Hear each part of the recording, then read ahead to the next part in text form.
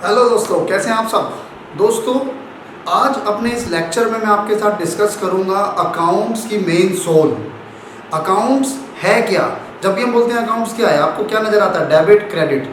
तो ये डेबिट क्या है, ये क्रेडिट क्या है, कैसे किसी भी आइटम को, किसी भी अकाउंट को या ट्रांजैक्शन को हम दो पार्ट्स में डिवाइड कर देते हैं, एक डेबिट और एक क्रेडिट। ये कैसे होता है, ये हम लोग आज सीखेंगे अपने इस लेक्चर में। और अपने आने वाले कुछ लेक्चर में मैं आपके साथ डिस्कस करूंगा कुछ अप्रोचेस को। ट्रेडिशनल अप्रोच क्या है, मॉडर्न अप्रोच क्या है, गोल्डन रूल्स क्या हैं।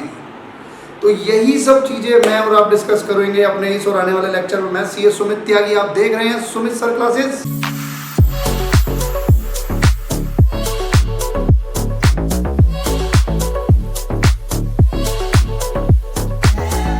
अकाउंट्स की स्टार्टिंग जब हम लोगों ने की थी तो कुछ टर्म्स मैंने आपके साथ बार बार डिस्कस किए थे। Liability, income, capital, asset, expense, ये टर्म्स हैं जो हमने बार बार डिस्कस किए थे। लायबिलिटी मैंने आपको बताई थी, और लायबिलिटी, इनकम को आप लोग रेवेन्यू के नाम से भी जान सकते हो अभी कंसेप्ट के लिए। वैसे दोनों अलग अलग होते हैं, बट यहाँ के लिए लायबिलिटी मतलब आपका कर्जा, इनकम या रेवेन्यू आपकी कमाई,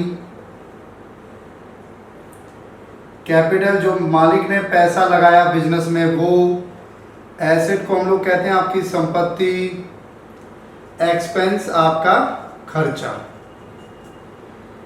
ये टर्म्स आपको क्लियर हैं, काफ़ी बार हम लोग इनको डिस्कस कर चुके हैं। लायबिलिटी वो जो हमने उधार लिया हुआ है, इनकम जो हमने कमाया या रेवेन्यू जो हमें टोटल मिला, कैपिटल जो मालिक ने पैसा अपने बिजनेस में लगाया वो, एसेट होती है संपत्ति। कोई भी चीज़ मैं कहता हूँ ये मोबाइल मेरा है, ये ट्राइपॉड्स मेरे हैं, कैमरा मेरा है, एसी मेरा है, ये घर मेरा है या ये बिल्डिंग मेरी है, तो ये जो मेरा है जो मैंने ऑन किया हुआ है वो एसेट कहलाता है। बार बार हमने इसको डिस्कस किया।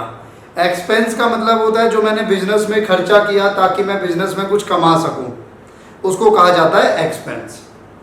डन है।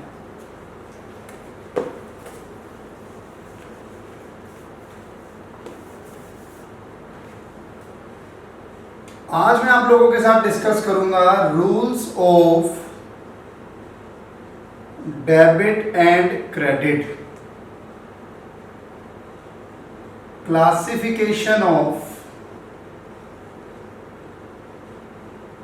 अकाउंट। अकाउंट की क्लासिफिकेशन ना दो अलग अलग अप्रोच के अकॉर्डिंग हुई। पुराने जमाने में ट्रेडिशनल अप्रोच चली,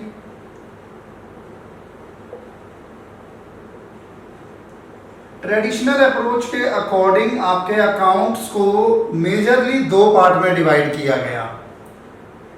एक बोला गया पर्सनल और एक बोला गया इम्पर्सनल। फर्दर पर्सनल को तीन पार्ट्स में डिवाइड किया गया, नेचुरल, आर्टिफिशियल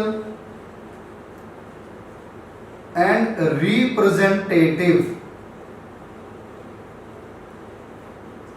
इम्पर्सनल को फर्दर दो पार्ट्स में डिवाइड किया जाता है, रियल एंड नॉमिनल।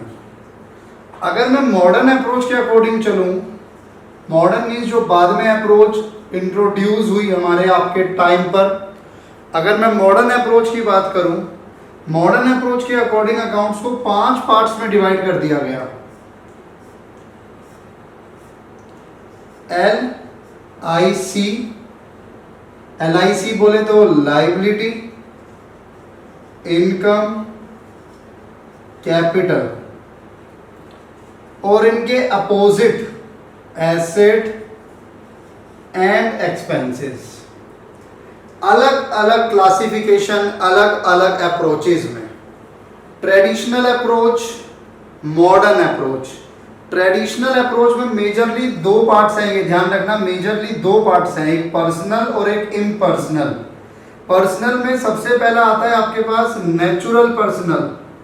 ये नेचुरल पर्सनल क्या है? नेचुरल पर्सनल यानी कोई भी पर्सन जिसको किसने बनाया है, जिसको भगवान ने बनाया है, वो आएगा नेचुरल पर्सनल में। यानी कि राम का अकाउंट, श्याम का अकाउंट, मोहन का अकाउंट, जो लोग जीते जागते इंसान हैं, खाते हैं पीते हैं मौज लेते हैं, वो लोग नेचुरल पर्सनल में कवर होते हैं। आर्टिफिशियल पर्सनल में आती है वो ऑर्गेनाइजेशंस, वो बॉडीज जो कि किसी लॉ में इनकॉर्पोरेट हुई हैं, वो उनका नाम है और वो डीलिंग करते हैं एज अ पर्सन, लेकिन उनको भगवान ने नहीं बनाया, उनको इंसान ने बनाया है। कोई भी ऑर्गेनाइजेशन हो, कोई भी कंपनी हो, फॉर एग्जाम्पल मैं बोलता हूं JPS Educulture private limited, for example मैं बोलता हूं State Bank of India, for example मैं बोलता हूं टाटा इंडस्ट्रीज। ये सब किस में जाएंगे? ये सब जाएंगे आर्टिफिशियल पर्सनल में। और ये जो रिप्रेजेंटेटिव पर्सनल है, ये है बहुत इंपॉर्टेंट। रिप्रेजेंटेटिव पर्सनल बेसिकली क्या बताया इन लोगों ने, ये ट्रेडिशनल की बात कर रहा हूं मैं, वहां पे ये बोला गया कि जो भी आपका खर्चा होता है ना, या जो भी आपकी कमाई होती है, उसके आगे अगर उसके साथ प्रीफिक्स आप जोड़ देते हो, आउटस्टैंडिंग, एक्रूड, एडवांस, प्रीपेड, कोई भी आप इनमें से जोड़ देते हो, तो वो बन जाता है आपका रिप्रेजेंटेटिव पर्सनल। यानी अगर मैं कहता हूं आउटस्टैंडिंग सैलरी, तो वो रिप्रेजेंटेटिव पर्सनल में चला जाएगा। अगर मैं कहता हूं आपके साथ एडवांस इंश्योरेंस, तो वो एडवांस इंश्योरेंस भी आपका रिप्रेजेंटेटिव पर्सनल में चला जाएगा। ये तो हो गए पर्सनल। फिर आएंगे इन पे दोबारा, इस पे खास कर आऊंगा मैं दोबारा। अभी इम्पर्सनल पे आते हैं तो रियल में इन्होंने एसेट्स को लिया, नॉमिनल में इन्होंने इनकम एंड एक्सपेंस को लिया। रियल में एसेट थे, जो भी आपका एसेट है, एसेट क्या होता है? जैसे कि फर्नीचर, जैसे कि कैश, जैसे कि बिल्डिंग, और भी हो सकते हैं बहुत सारे, जगह की कमी है। तो ये सब आपके रियल में चले जाएंगे एसेट्स, जो भी आपके एसेट्स होंगे। अगर मैं नॉमिनल की बात करूं, इनकम एंड एक्सपेंस की बात करूं, नॉमिनल में आ गए इनकम और एक्सपेंस। अब मॉडर्न अप्रोच के अकॉर्डिंग अगर आप इसको कंपेयर करते हो, मॉडर्न अप्रोच के अकॉर्डिंग, और यहां पर अगर हम लोग बात करें तो क्या क्या आ सकता है? जैसे rent, interest, salary, insurance etcetera, ये सब नॉमिनल में आएंगे। यानी अगर थोड़ी सी कंफ्यूजन बचती है तो वो बचती है नॉमिनल और रिप्रेजेंटेटिव में, नॉमिनल एंड रिप्रेजेंटेटिव में। सर आपने सैलरी यहां भी डाला, आपने सैलरी यहां भी डाला, यहां मैंने सैलरी नहीं डाला, यहां मैंने आउटस्टैंडिंग सैलरी डाला। अगर सैलरी है, अगर सैलरी है भाई, मुझे पूरे साल में 1 लाख रुपीस की सैलरी पे करनी थी टू माय स्टाफ, अपने पूरे साल में मुझे 1 लाख रुपीस की सैलरी पे करनी थी टू माय स्टाफ, तो वो 1 लाख रुपीस की सैलरी मेरा क्या बनेगा? नॉमिनल एक्सपेंस बनेगा, वो बनेगा मेरा एक्सपेंस।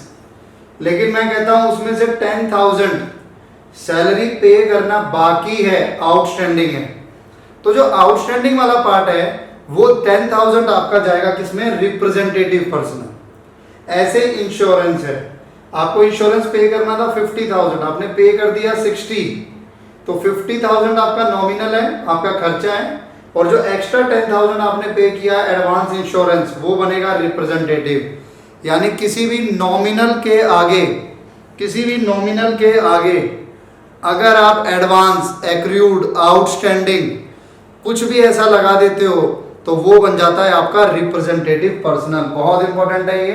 अभी मैंने आप लोगों को इनके मतलब समझाए कि किसमें क्या आता है। अब मैं बात करूंगा इनके रूल्स की, डेबिट की और क्रेडिट की। हम लोग पहले भी अपने एक लेक्चर में डिस्कस कर चुके हैं, जब हम लोगों ने अकाउंटिंग इक्वेशन स्टार्ट किया था कि अकाउंट्स में कंसेप्ट है ड्यूअल एस्पेक्ट कंसेप्ट, और ये ड्यूअल एस्पेक्ट कंसेप्ट ये कहता है कि आपकी जो भी ट्रांजैक्शन अकाउंट्स में होती है उसको डबल इफेक्ट मिलता है, और ये डबल इफेक्ट होता है किस फॉर्म में, एक डेबिट और एक क्रेडिट। तो वही डेबिट और क्रेडिट के रूल्स मैं आपके साथ डिस्कस करने जा रहा हूं। और यहां जो ट्रेडिशनल अप्रोच के जो रूल्स हैं, ट्रेडिशनल अप्रोच के रूल्स को, यहां ट्रेडिशनल अप्रोच के जो रूल्स हैं, ट्रेडिशनल अप्रोच के रूल्स को ही गोल्डन रूल्स कहा गया है। कई बार आपसे टीचर बोलता है कि गोल्डन रूल्स बताओ, या कोई जानकार पूछता है कि गोल्डन रूल्स बताओ, तो गोल्डन रूल्स वो रूल्स हैं जो ट्रेडिशनल अप्रोच में हैं। पर्सनल में बोला गया debit, DR debit, the receiver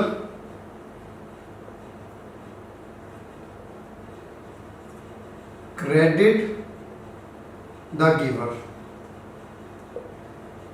जो रिसीव कर रहा है उसे डेबिट करो, जो पे कर रहा है या दे रहा है उसको क्रेडिट करो। रियल का रूल बना debit what comes in, credit what goes out. अगर एसेट आया है तो डेबिट करो, अगर एसेट गया है तो क्रेडिट करो। नॉमिनल में मैंने आपको बताया था ना किस किस को कवर किया था, इनकम एंड एक्सपेंस। नॉमिनल के rule debit all expenses and losses, credit all income and gains. Income and expense में कहता है जितने भी खर्चे हैं, जितने भी नुकसान हैं उनको डेबिट करो, जितने भी इनकम है, जितने भी फायदे हैं उनको क्रेडिट करो। ये तीनों अकाउंट के अलग अलग रूल्स हैं। अगर मैं मॉडर्न अप्रोच में रूल्स की बात करूं तो वो सिंपल है। वो कहता है या तो आपके ये जो assets, liability, income, capital, expense हैं, किसी भी ट्रांजैक्शन की वजह से या तो ये इंक्रीज होंगे या फिर ये डिक्रीज होंगे। किसी भी ट्रांजैक्शन की वजह से या तो liability, income, capital, asset, expense इनमें से कुछ इंक्रीज होगा और इन्हीं में से ही कुछ डिक्रीज होगा।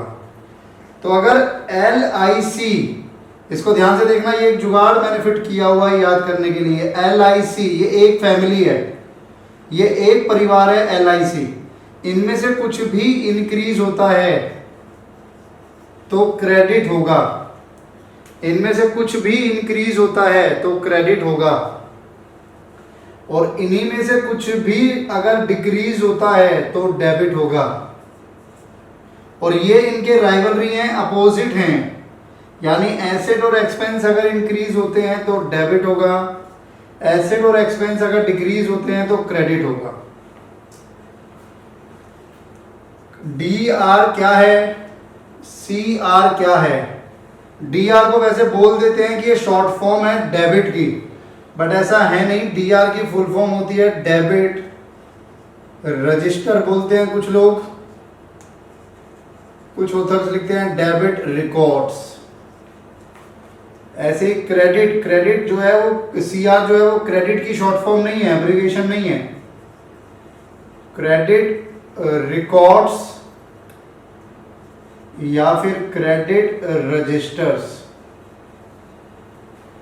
तो जब मैं डेबिट DR बोल रहा हूं तो वैसे हम लोग अब जो लेमन में हम लोग जो पढ़ेंगे तो हम लोग DR का मतलब डेबिट ही पढ़ेंगे, CR का मतलब क्रेडिट पढ़ेंगे। बट आपको पता होना चाहिए कि इनकी अपनी क्या फुल फॉर्म है। सर क्या डेबिट का या क्रेडिट का भी कोई मतलब है? ये सवाल रह के आता है स्टूडेंट्स का। नहीं, डेबिट का अपना कोई मतलब नहीं है या क्रेडिट का अपना कोई मतलब नहीं है। डेबिट और क्रेडिट एक नाम है, लैटिन लैंग्वेज से उठाए हुए कुछ वर्ड है, लैटिन लैंग्वेज से ड्राइव किए हुए कुछ वर्ड्स हैं। अगर आप डिक्शनरी ऑक्सफोर्ड में भी इसका मतलब देखने जाओगे तो आप पाओगे कि इन्हीं में से कुछ ना कुछ दे दिया गया है। वहाँ पर ये रूल्स के वहाँ डिस्कशन किया गया है, बट डेबिटियम, लेबिटियम ये सब वर्ड्स हैं लैटिन के, तो वहाँ से उठाकर ये बनाएंगे कि दो इफेक्ट दे दिए गए, एक का नाम डेबिट और एक का नाम क्रेडिट। अभी हम इसको भी समझेंगे कि कैसे डेबिट या क्रेडिट ये क्या हो रहा है, ये नहीं समझ आ रहा, वो भी समझेंगे हम आराम से। अब इन दोनों अप्रोच में से कोई भी एक अप्रोच आप सिलेक्ट करते हैं, उसको यूज करते हैं और आगे की सारी अकाउंटिंग उस पर करते हैं। हमारे जो लेक्चर्स होंगे, मैं जो कराऊंगा, मैं जो आपके साथ कंसल्ट करूंगा, मैं मॉडर्न अप्रोच को लेकर चलूंगा। मॉडर्न टाइम की है, हमारे आपके टाइम की, हमें ट्रेडिशनल से लेना देना नहीं है। ईजी है, सिंपल है, वो ईजी नहीं है। अगर आप यहाँ देखोगे तो आप यहाँ पे लाइबिलिटी को मिसिंग पाओगे। पर्सनल में कैपिटल आ गया, मान लिया ये कैपिटल कहाँ चला गया, पर्सनल में। इनकम कहाँ चली गई, नॉमिनल में। एक्सपेंस कहाँ चला गया, नॉमिनल में। एसेट कहाँ चला गया, रियल में। यहाँ पे लाइबिलिटी मिसिंग होती है।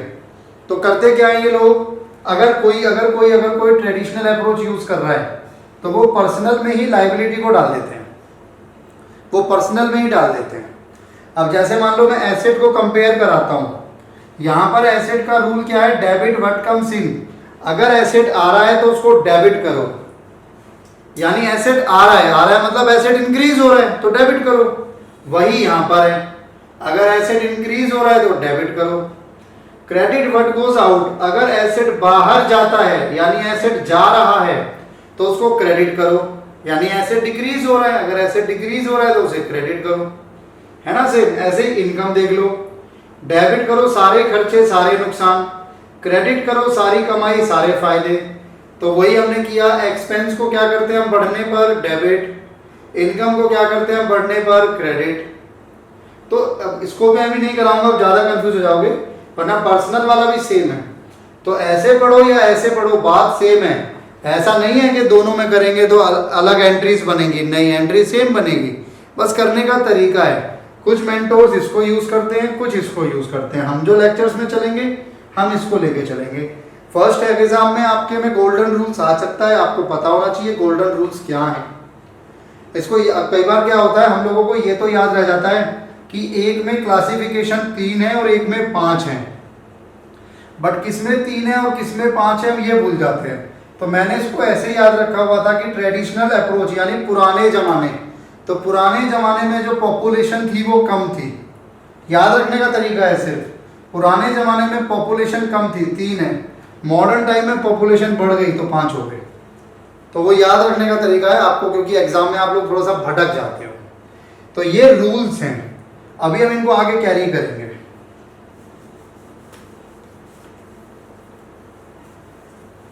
और समझते हैं कि ये डेबिट कैसे होता है। ये तो समझ गए सर कि इंक्रीज होगा। अब LIC में कुछ भी इंक्रीज होगा तो क्रेडिट, एसेट एक्सपेंस में कुछ भी डिक्रीज होगा तो डेबिट। अब मैं आपके साथ बात करता हूं, चलो कुछ आइटम्स मैं आपके लिए लिखूंगा कि अगर ये इंक्रीज होंगे तो क्या होगा। जैसे मैं बात करता हूं मशीनरी। अब आपको क्या करना है, आपको मशीनरी को क्लासिफाई करना है इनमें। मशीनरी क्या है, लायबिलिटी, इनकम, कैपिटल, एसेट या एक्सपेंस। मशीनरी आपका एसेट है, यस, मशीनरी आपका एसेट है। और अगर एसेट इंक्रीज होता है, अगर एसेट इंक्रीज होता है तो मैं उसे क्या करूंगा, डेबिट करूंगा। अगर एसेट इंक्रीज होता है तो मैं उसे क्या करूंगा, डेबिट करूंगा। आ जाओ, अब मैं कहता हूं क्रेडिटर्स हैं, क्रेडिटर्स। तो क्रेडिटर्स क्या है इन पांचों में से, लायबिलिटी, इनकम, कैपिटल, एसेट और एक्सपेंस।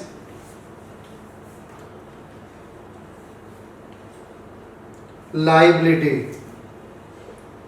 जिनको इनको क्लासिफाई करने में डाउट आ रहा है वो कृपया कर पुराने लेक्चर्स को देख लें यूट्यूब पे।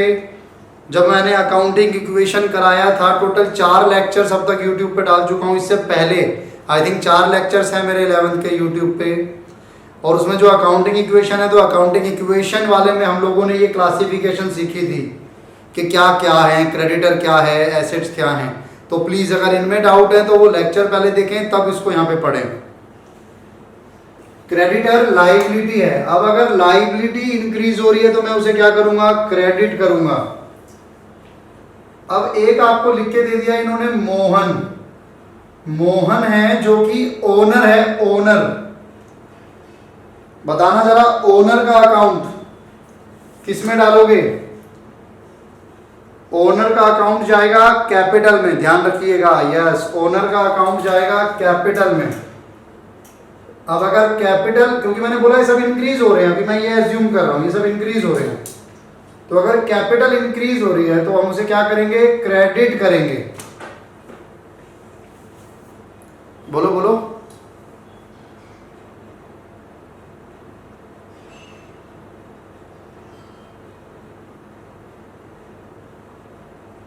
पर्सनल, पर्सनल कैपिटल पर्सनल में जाएगा, ये लाइबिलिटी वाले भी पर्सनल में जाएंगे, एसेट वाला रियल में जाएगा। ठीक है।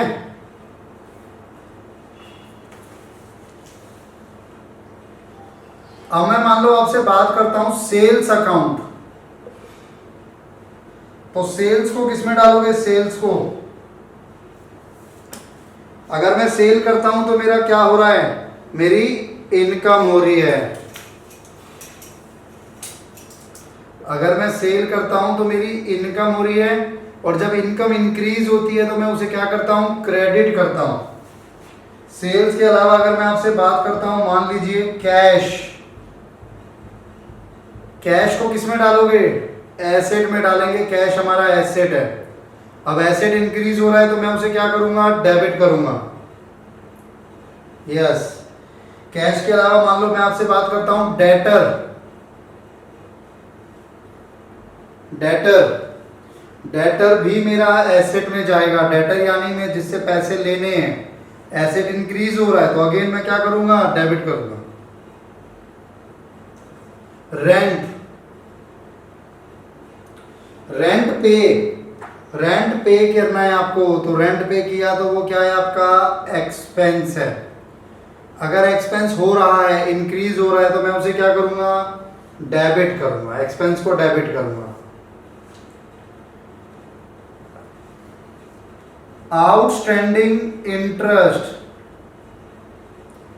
Outstanding interest, interest outstanding, interest पे करना बाकी है, interest outstanding.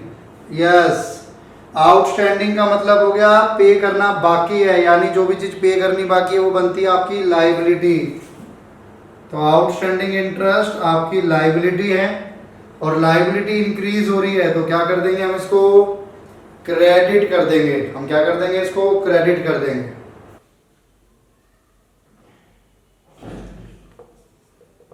Bills payable, bills payable को किसमें डालोगे, पेबल का मतलब भी वही होता है, अगर किसी के साथ भी पेबल लगा हुआ है मतलब पैसा देना बाकी है, तो पेबल भी हमारी क्या बनेगी, लाइबिलिटी बनेगी। अब बिल्स पेबल लाइबिलिटी है, ध्यान रखना लाइबिलिटी है और इंक्रीज हो रही है, क्योंकि इंक्रीज ही बोला है मैंने इन सबको, तो क्या करूंगा, उसे क्रेडिट करूंगा। और कुछ नए वर्ड सीखते हैं, फ्रेट या फिर कार्टेज, फ्रेट या फिर कार्टेज। बताओ फ्रेट या कार्टेज क्या होता है, फ्रेट या कार्टेज होता है आपका किराया भाड़ा, सामान एक जगह से दूसरी जगह ले जाने का जो खर्चा होता है ट्रांसपोर्टेशन का, उसको फ्रेट या कार्टेज आप लोग कह देते हो। तो वो किस में डालोगे उसको, फ्रेट को या कार्टेज को एक्सपेंस में।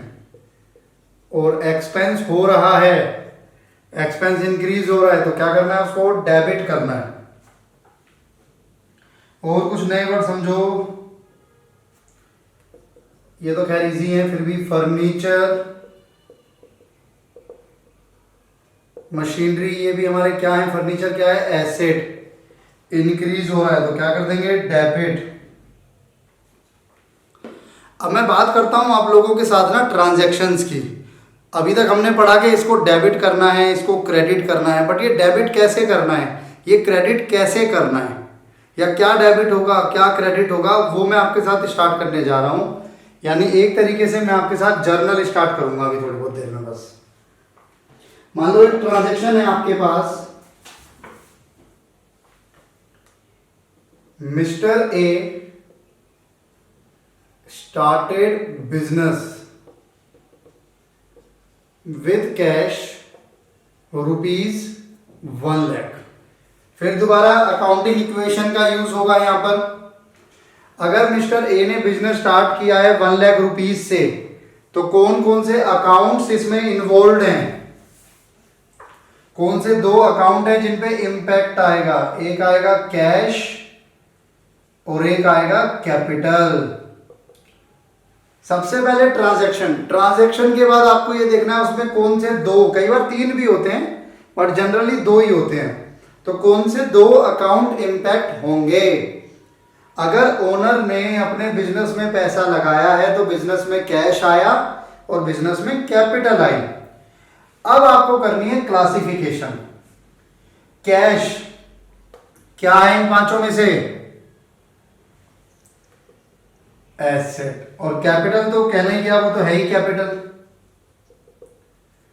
फिर आपको ये देखना है कि इंक्रीज हो रहा है या डिक्रीज, और वो भी बिजनेस में।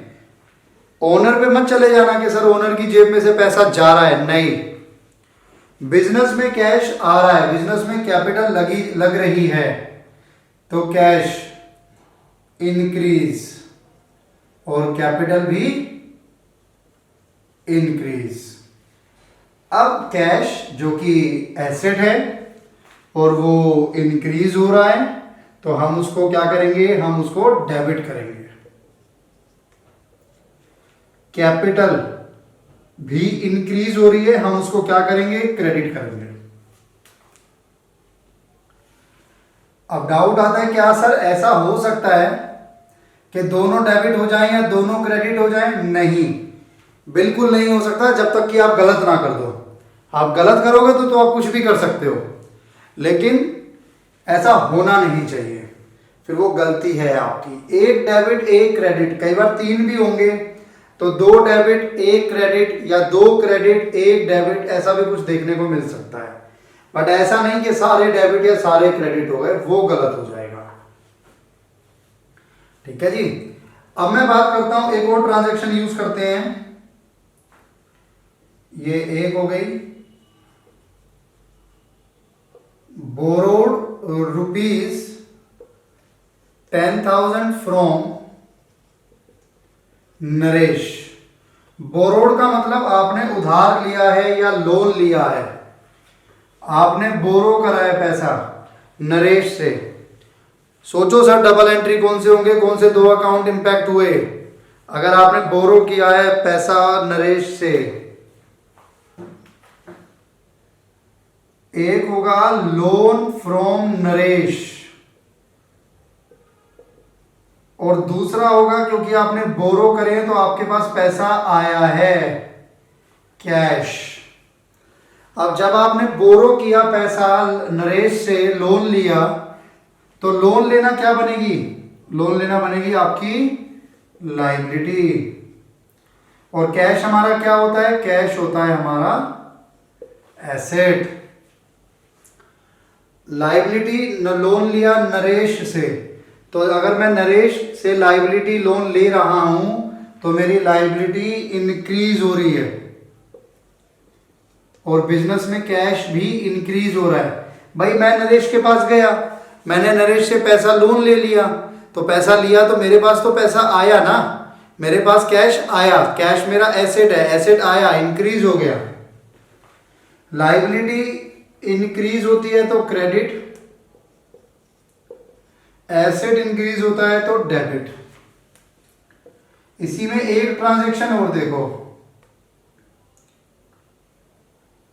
Loan of Naresh is repaid. मुबारक हो, नरेश से जो आपने लोन लिया था वो आपने चुका दिया, नरेश का लोन आपने चुका दिया। बताइए दोनों अकाउंट कौन से इंपैक्ट होंगे? जो पहले ओपन हुए थे वही इंपैक्ट होंगे।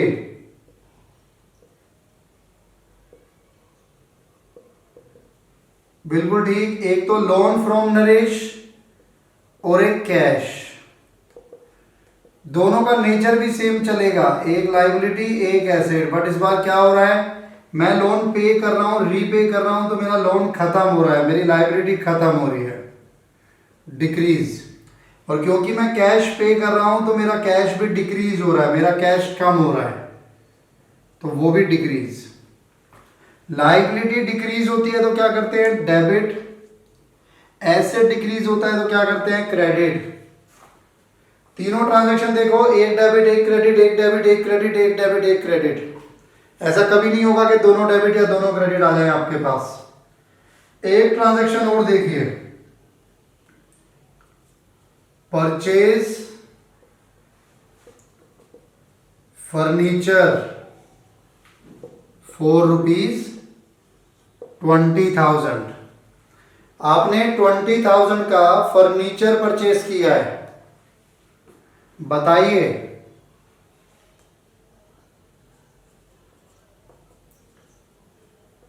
एक कैश और एक फर्नीचर। कैश और फर्नीचर दोनों ही मेरे क्या हैं? दोनों ही मेरे एसेट्स हैं। कैश भी मेरी संपत्ति और फर्नीचर भी मेरी संपत्ति। कैश भी मेरा एसेट और फर्नीचर भी मेरा एसेट। तो कैश एसेट और फर्नीचर एसेट। तो बताओ जरा, एसेट कैश आ रहा है या जा रहा है? कैश जा रहा है तो एसेट ये डिक्रीज हो रहा है, लेकिन फर्नीचर आ रहा है तो फर्नीचर इंक्रीज हो रहा है। अब एसेट अगर इंक्रीज होगा तो डेबिट, एसेट अगर डिक्रीज होगा तो credit. Next transaction, purchased machinery from mister A ₹50,000। आपने मिस्टर ए से मशीनरी परचेज की ₹50,000 की। डबल इंपैक्ट, कौन से दो अकाउंट ओपन होंगे?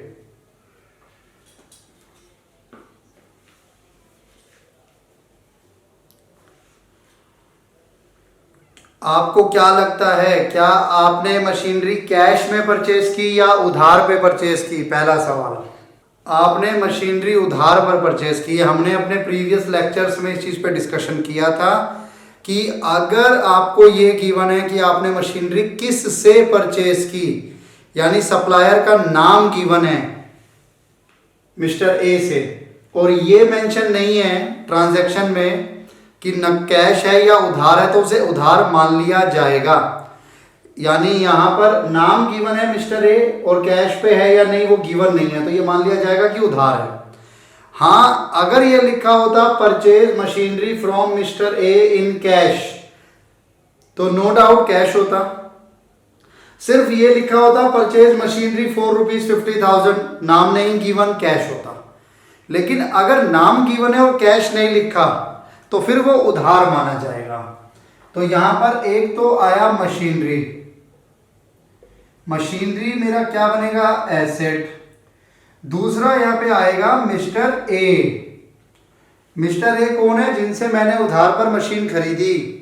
जिनसे आप उधार पर माल या मशीन खरीदोगे वो आपकी क्या बनेगी? लायबिलिटी। किसी से भी अगर आप उधार पर माल खरीदते हो तो आज नहीं तो कल हमें उनका पैसा चुकाना है, तो वो हमारी क्या बनेगी? लायबिलिटी बनेगी। मशीनरी जो कि एसेट है, मेरे पास आ रही है, मैंने खरीदी है, मेरे पास आ रही है, तो एसेट इंक्रीज हो रहा है। मिस्टर ए जो कि मेरी लायबिलिटी है, मेरे कंधों पर कर्जा उधारी बढ़ गई, इंक्रीज हो रहा है। मशीनरी एसेट है, इंक्रीज हो रहा है। लायबिलिटी मिस्टर ए इंक्रीज हो रही है। एसेट इंक्रीज होता है तो डेबिट, लायबिलिटी इंक्रीज होती है तो क्रेडिट। और ट्रांजैक्शन देखते हैं, क्या है वो कुछ समझते हैं इसमें। Sold goods to Mahesh ₹5,000। आपने महेश को गुड्स माल बेचा है 5,000 का। जब आप अकाउंटिंग इक्वेशन कर रहे थे ना मेरे साथ, तो अकाउंटिंग इक्वेशन में जब भी हम माल बेचते थे या माल खरीदते थे गुड्स, तो हम लोग एक अकाउंट ओपन करते थे स्टॉक। अब आप उसे भूल जाओ, मैंने उस समय भी आपको बोला था कि मैं कुछ चीजें चेंज कराऊंगा, अब आप उसे भूल जाओ। जब भी आप माल बेचोगे, जब भी आप माल बेचोगे, if you are selling your goods, तो जो अकाउंट ओपन होगा उसका नाम होगा सेल्स। अगर आप गुड्स परचेज करोगे तो जो अकाउंट ओपन करोगे उसका नाम होगा परचेज, ध्यान रखना। तो एक तो जब भी आप गुड्स सोल्ड कर रहे हो, गुड्स सोल्ड, तो कौन सा अकाउंट ओपन हुआ? सेल्स। अब आपने गुड्स सोल्ड किए महेश को, तो मेरा सवाल है कि क्या मैंने उधार पर बेचा या नगद में बेचा?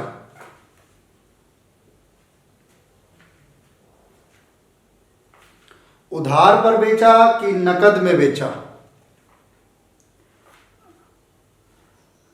मैंने गुड्स महेश को बेचे उधार पर या नकद में? आपने बोला उधार पर। क्यों? क्योंकि नाम गिवन है, कैश तो गिवन नहीं, नाम गिवन है। तो दूसरा अकाउंट ओपन होगा महेश का। यानी अगर आपने किसी से उधार पे खरीदा तो उसका अकाउंट, अगर आपने किसी को उधार पर बेचा तो उसका अकाउंट। यानी नाम भी आएंगे। नाम कब आएंगे? जब आप उस बंदे से उधार पर डीलिंग करते हो तब। अब सेल्स मेरी क्या है? इन पांचों में से सेल्स मेरी क्या है?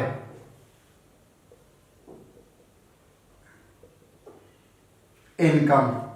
और महेश क्या बनेगा? महेश, जिनको मैंने उधार पर माल बेचा।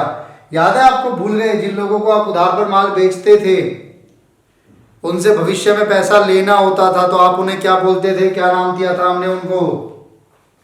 डेटर। यस, पैसा लेना है। डेटर मेरे क्या बनते हैं? एसेट। डेटर मेरे क्या बनते हैं? एसेट। तो सेल्स मेरी इनकम, अगर इनकम होती है तो उसे क्या करूंगा? क्रेडिट।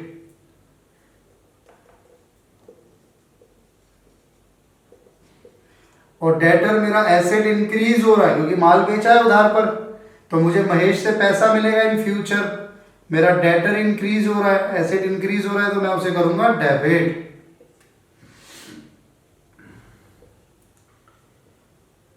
एक ट्रांजेक्शन और देखना, इसमें आप लोग कंफ्यूज हो जाते हो। Salary paid to mister Ashok ₹15,000।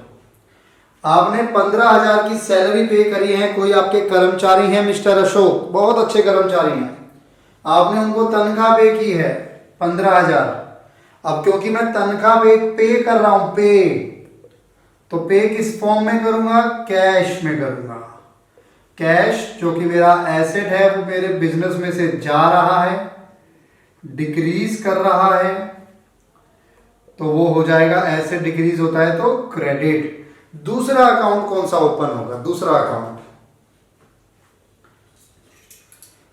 यहां कंफ्यूजन आपको ये होती है, कुछ को कहते हैं कि सर सैलरी और कुछ कहते हैं अशोक। नहीं, मैंने बताया नाम सिर्फ उन्हीं सिनेरियोज में यूज करना जब आप उधार पर माल बेच रहे हो उनको, या आप उनसे उधार पर माल खरीद रहे हो। सैलरी आपका रेगुलर एक्सपेंस है, सैलरी पे करोगे तो अकाउंट ओपन होगा सैलरी, और सैलरी आपका क्या है? एक्सपेंस है। अब जब एक्सपेंस हो रहा है तो हम उसे क्या करेंगे? डेबिट करेंगे। अगर सैलरी एक्सपेंस हो रहा है तो हम उसे क्या करेंगे? डेबिट करेंगे। एक ट्रांजैक्शन और देखिए, और ये ट्रांजैक्शन मैं लिंक कराता हूं इस वाले से। जो आपने गुड सोल्ड किए थे महेश को, तो उससे पैसा लेना था ना, उचित समय आ गया, आपको पैसा रिसीव हो रहा है।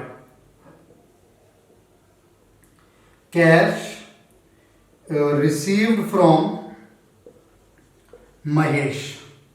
आपको महेश से कैश रिसीव हो रहा है, वही सेम ₹5,000। बताइए, डबल इफेक्ट बोलिए, अपने मन में बोलिए, बताइए क्या है। एक तो क्योंकि आपको कैश रिसीव हो रहा है तो कैश, और किससे मिल रहा है? महेश से। नेचर सेम रहेगा, कैश आपका एसेट था तो कैश मिल रहा है यानी एसेट इंक्रीज हो रहा है, एसेट इंक्रीज होगा तो डेबिट। महेश हमारा क्या था? डेटर यानी एसेट। अब एक बंदा जिससे मुझे पैसे लेने थे तो मैं उसको परेशान कर सकता था, भाई पैसे दे दे, मेरे पैसे दो, कहीं भी मिलेगा उसे पूछूंगा मेरे पैसे दो। लेकिन अगर उसने मेरे पैसे दे दिए तो फिर मैं उस बंदे को परेशान नहीं कर सकता, अब वो मेरा डेटर नहीं रहा। तो उस केस में मेरा जो डेटर है, मेरा जो एसेट है वो डिक्रीज कर जाएगा। और जब एसेट डिक्रीज करता है तो मैं उसे करता हूँ क्रेडिट। 4 और ये 4, टोटल 8 ट्रांजैक्शन अभी तक मैंने आप लोगों के साथ डिस्कस की है। देखो मेरे पास मान लो 5 अलग अलग डेटर है, महेश, सुरेश, रमेश, और भी हैं 2, कौन है, सुमित, पुनित, 5 हैं। अब इनमें से मुझे अभी मेरे को 5 लोगों से पैसा लेना है। अब एक ने पैसा दे दिया, महेश ने पैसा दे दिया, तो अब मुझे कितने लोगों से पैसा लेना है? 4। इसका मतलब मेरा एक डेटर क्या हो गया? कम हो गया। तो इसलिए वो डेटर कम हो गया तो डिक्रीज हो गया। रेंट है, पहले मैं एक जगह बिजनेस करता हूं तो मैं एक जगह का रेंट देता था 50,000, मैंने एक जगह और रेंट पे ले ली, तो अब मैं ये नहीं बोलूंगा ना कि मेरा खर्चा घट गया। जब मैं टोटल 1 लाख पे करूंगा तो मैं बोलूंगा मेरा खर्चा बढ़ गया। ठीक है जी, आज का लेक्चर हमारा यहीं तक का। कोई डाउट हो इसमें तो कमेंट कीजिएगा, मैं कोशिश करूंगा पूरी उसकी वीडियो बनाएं या उसका रिप्लाई आपको करें। आने वाले हमारे जो नेक्स्ट लेक्चर हैं, अपने नेक्स्ट लेक्चर में मैं जर्नल एंट्री स्टार्ट करूंगा, तो प्लीज़ इस लेक्चर को 1-2 बार रिवाइज करें और नेक्स्ट लेक्चर को मिस ना करें। मिलते हैं अपने नेक्स्ट लेक्चर में दोस्तों। Thank you.